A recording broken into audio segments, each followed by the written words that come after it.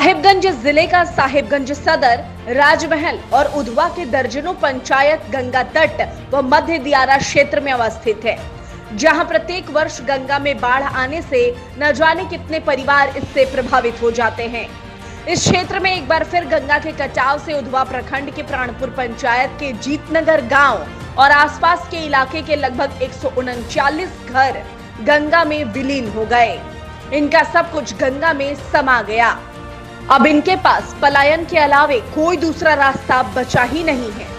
वहीं कटाव से पीड़ित विस्थापितों को उचित मुआवजा दिलवाने उधवा प्रखंड के कटहलबाड़ी पंचायत अंतर्गत मौजा मदिया में उन्हें पुनर्वासित करवाने और फरक्का बांध को अभिशाप की संज्ञा देते हुए लोगों के बीच एक बार फिर मौजूद नजर आए राजमहल विधायक अनंत ओझा, जिन्होंने पहले भी विधानसभा सत्र में गंगा में किए गए कटाव रोधी कार्य को तकनीकी स्वीकृति प्रदान करने की मांग की थी और इस बात का आश्वासन भी उन्हें मिला था, लेकिन उसके बावजूद कार्य में लापरवाही बरती गई।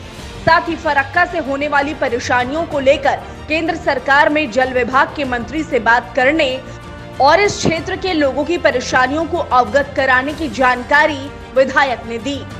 पलायन को विवश लोग तंबू और प्लास्टिक के सहारे भोजन, पानी, पशु चारा के लिए सरकार की ओर टकटकी लगाए लोगों की मदद की और आगे भी उनके क्षेत्र के लोगों को खाना बदोश की जिंदगी न गुजारनी पड़े, इसके खातिर एक बार फिर मॉनसून सत्र में गांव वालों को गंगा कटाव से मुक्ति दिलाने अधिकारियों की लापरवाही की वजह से होने वाले क्षेत्र के लोगों को नुकसान की जांच सहित कई मुद्दों को रखने की बात कही और क्षेत्र की जनता के साथ हर परिस्थिति में खड़े होने का भरोसा जनता को दिलाया।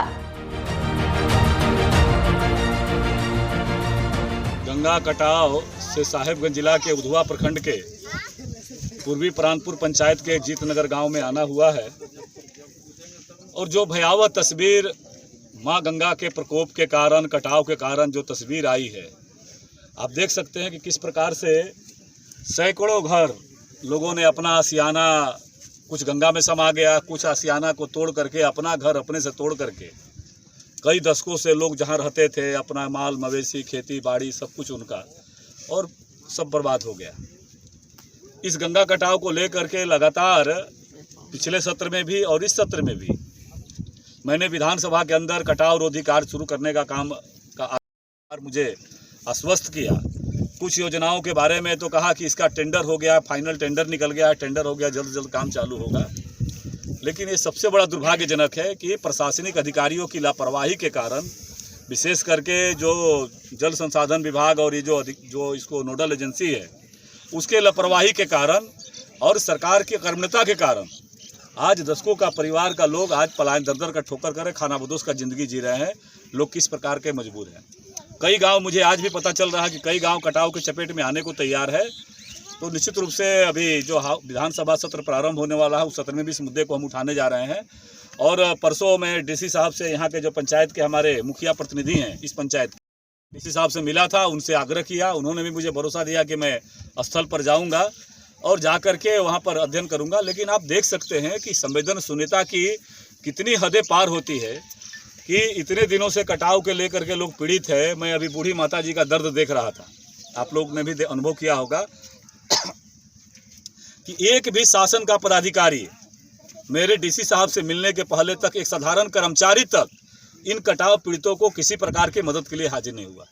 इससे अंदाज कर सकते हैं। मैं आपके माध्यम से राज्य के मुख्यमंत्री जी से आग्रह करना चाहते हैं कि मुख्यमंत्री जी, इस प्रकार की संवेदनशीलता से शासन नहीं चलता है। अगर शासन चलाना है, शासन में जनता का इकबाल उसके प्रति रहना चाहिए। इस तरह के संवेदनशीलता की जहां पूरे का पूरा कई सैकड़ों परिवार जलमग्न हो गए हैं और उस परिवारों को अभी तक न उसको आर्थिक मुआवजा मिला है और न कहीं शासन का अधिकारी आकर के उसको मुआवजा देने का। अंचल प्रशासन का एक कर्मचारी से मिलने के बाद कल आकर के यहाँ अंचलाधिकारी आए थे, वो भी खाना पूर्ति करके चले गए। इसलिए मैंने डीसी साहब से आग्रह किया है कि इसको अविलंब इन परिवारों को मुआवजा दिया जाए जो प्रभावित परिवार है, और उसका एक भूखंड हम लोगों ने चिन्हित किया है। उस भूखंड में इन परिवारों को बसाने की व्यवस्था करें और उसको घर दे करके देने का काम करें। और ऐसे जो भी कटाव पीड़ित है उसकी संवेदना के साथ हम सब लोग खड़े हैं और जो भी क्षति हुआ है उस क्षति को लेकर के आने वाला समय में विधानसभा स्तर पर इस मामले को उठाएंगे। और सबसे बड़ा सवाल कि जिस अधिकारियों के कर्मण्यता के कारण जो आश्वासन दिया और उस पर प्रत्यक्ष कार्रवाई नहीं हुआ, उसको लेकर के सरकार को जरूर घेरने का काम करेंगे कि सरकार ऐसे लोगों पर कार्रवाई करे जिनके कारण से ये इतने लंबे समय तक काम नहीं होने के कारण आज ये लोग बेघर हो गए। इस मौके पर भाजपा के पूर्व प्रखंड अध्यक्ष बेचन मंडल, हरिबोल मंडल, सनातन मंडल सहित सैकड़ों ग्रामीण उपस्थित रहे। Biru Kumar, news live, Udhwa.